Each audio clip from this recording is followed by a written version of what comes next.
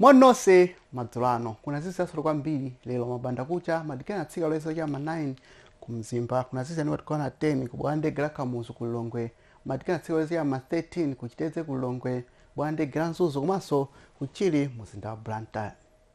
Nyengo ya mphepo kumaso zizira kwembeza usiku uno ndi mawa mabanda kucha madambiri ya mdziko muno komabe chakumasana mitambo yapo ndipo izaoneka kumaso kuzafunda madeo chuluka.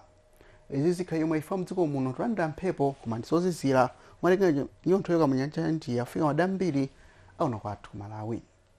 Odi madzulo ano kuzizira ndithu kumaso kulwa mphepo madambiri kayo mpoto pakati kumaso kumwera kwa dziko lino.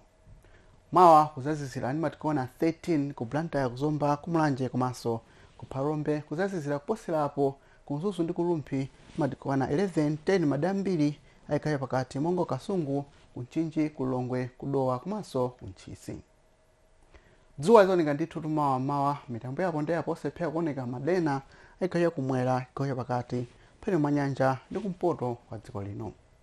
Masana ake kuzafunda ni matikona 27 ku Blantyre kuzomba kumulanje kulongwe kunchinji kumaso Kasungu ningofunda pang'ono yombeza kunzuzu ndi kulumphi matikona 25 koma usati matikona 31 madambiri amphele mwanyanja 32 kwa Ngabu ndi kunsanje.